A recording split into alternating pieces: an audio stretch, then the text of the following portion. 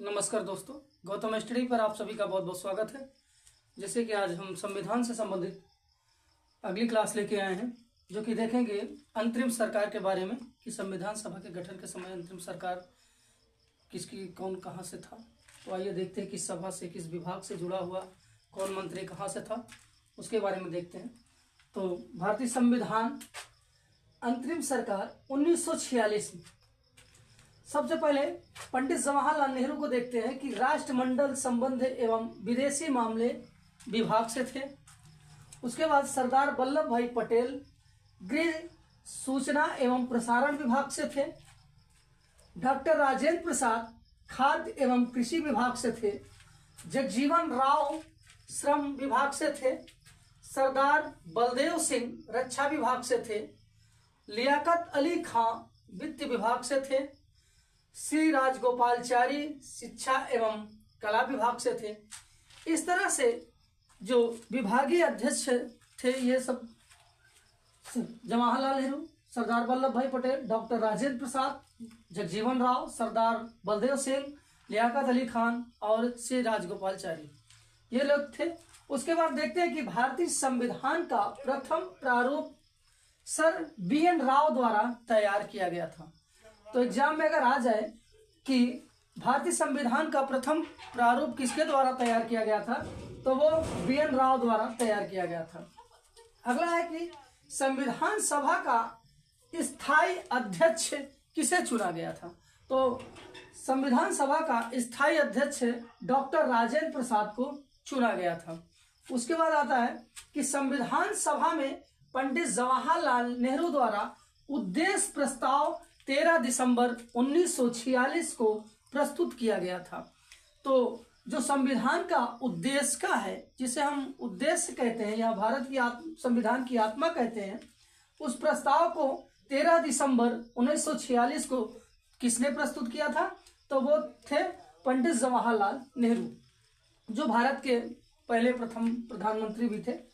उसके बाद पंडित जवाहरलाल नेहरू द्वारा प्रस्तुत उद्देश्य प्रस्ताव संविधान सभा में 22 जनवरी 1947 को स्वीकृत किया गया था। तो कब स्वीकृत किया गया था प्रारूप उद्देश्य प्रस्ताव को, तो जो है 22 जनवरी 1947 को। एक चीज है कि अभी इसी तिथि पर 22 जनवरी 2024 को अयोध्या का जो राम मूर्ति थी उसमें प्राण प्रतिष्ठा किया गया है।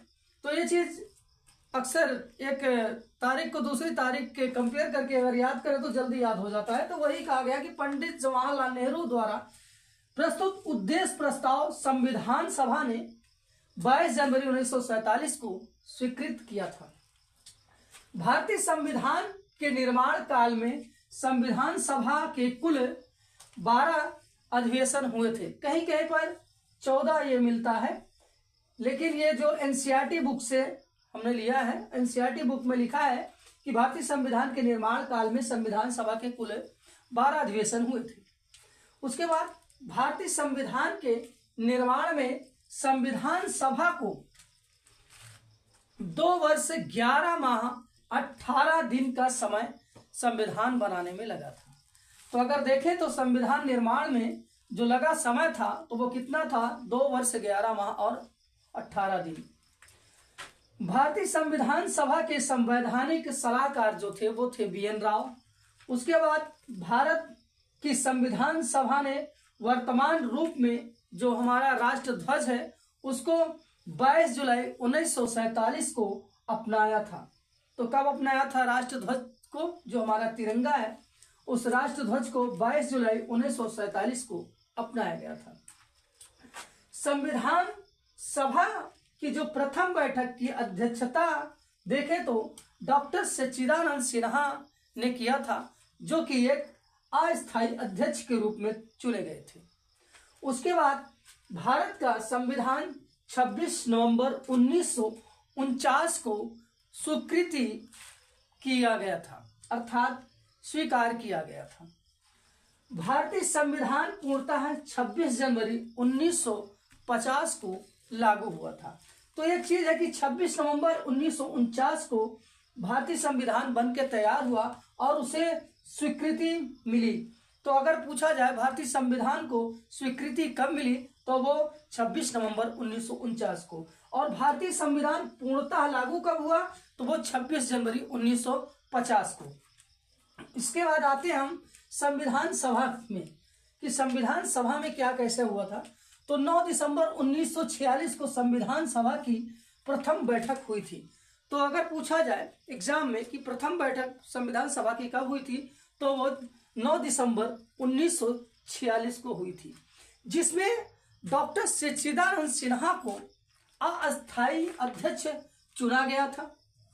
उसके बाद दूसरी बैठक जो हुई थी 11 दिसंबर 1946 को हुई थी, जिसमें डॉक्टर राजेंद्र प्रसाद को स्थायी अध्यक्ष चुना गया था। तो स्थायी अध्यक्ष किसे बनाया गया? डॉक्टर राजेंद्र प्रसाद को। और कब बनाया गया? तो वो 11 दिसंबर 1946 को बनाया गया। संविधान सभा के कार्यों से संबंधित समिति के जो अध्यक्ष थे, तो वो कौन थे? जीवी मावलंकर थे। अगर एग्जाम में पूछा जाए कि संविधान सभा के कार्यों से संबंधित जो समिति के अध्यक्ष थे वो कौन थे, तो वो थे जीवी मावलंकर। इन्होंने जो संविधान के कार्य थे उस कार्य के संबंधित समिति के अध्यक्ष चुने गए थे। उसके बाद भारतीय संविधान ने बाबा साहब भीमराव अंबेडकर की अध्यक्षता में प्रारूप समिति का गठन किया था। तो एक तरह से क्वेश्चन बन के आता है कि भारतीय संविधान के प्रारूप समिति के अध्यक्ष कौन थे, तो वो थे बाबा साहब डॉक्टर भीमराव अंबेडकर। उसके बाद 29 अगस्त 1947 को यह समिति का गठन किया गया था। तो जो हमारा प्रारूप समिति का गठन था वो कब किया गया था, तो 29 अगस्त 1947 को। उसके बाद बाबा साहब डॉक्टर भीमराव अंबेडकर का संविधान सभा में जो निर्वाचन या निर्वाचित होकर आए थे, तो वो कहाँ से आए थे? बम्बई प्रेसिडेंसी से आए थे, जो कि 1947 से 1950 का समय था। उसके बाद इससे पहले भी बाबा साहब बंगाल प्रेसिडेंसी से 1946 से 1947 में चुने गए थे। तो अगर पूछा जाए कि बाबा साहब को सर्वप्रथम कहाँ का प्रेसिडेंसी चुना गया था, तो सर्वप्रथम बंगाल में चुना गया था उन्हें। एक नोट से है कि महत्वपूर्ण चीज है कि संविधान सभा की जो सलाहकार समिति के अध्यक्ष थे, तो वो कौन थे? तो वो सरदार वल्लभ भाई पटेल थे। इन्होंने भारत के जितने भी राज्य थे उनको संयोजने का काम किया था, अर्थात भारत के सभी राज्यों प्रांतों को एकत्र करने का कार्य कौन किया था? तो वो सरदार वल्लभ भाई पटेल जी किए थे। संविधान सभा की जो झंडा समिति के अध्यक्ष थे, तो झंडा समिति के अध्यक्ष किसे चुना गया था? डॉक्टर राजेंद्र प्रसाद को। तो अगर पूछा जाए कि भारतीय जो राष्ट्र ध्वज है, जिसे हम झंडा समिति भी कहते हैं, तो वो भारतीय संविधान की झंडा समिति के जो अध्यक्ष थे, तो किसे चुना गया था? तो डॉक्टर राजेंद्र प्रसाद को। आज की क्लास यहीं तक संविधान से। और 2 संविधान के क्वेश्चन हर क्लासों में पूछा जाता है, परंतु आप लोग कमेंट में कोई आंसर नहीं देते हैं। लेकिन आइए आज भी देखते हैं कि संविधान से जुड़े 2 क्वेश्चन पुनः हम लेके आए हैं। पहला क्वेश्चन है कि भारतीय राष्ट्र ध्वज को कब अपनाया गया था? पुनः देख लीजिए कि भारतीय राष्ट्र ध्वज को कब अपनाया गया था। इसका उत्तर आप लोग कमेंट में अवश्य दीजिएगा। दूसरा प्रश्न है कि भारत का प्रथम भारतीय कानून मंत्री किसे नियुक्त किया गया था? दूसरा है भारत का प्रथम कानून मंत्री किसे नियुक्त किया गया था। कमेंट में आप लोग इस आंसर को जरूर दीजिएगा कि इन दोनों प्रश्नों का जो उत्तर है वो क्या है। हम आपके कमेंट का इंतजार करेंगे। गौतम स्टडी पर यह वीडियो देखने के लिए आप सभी का बहुत बहुत धन्यवाद।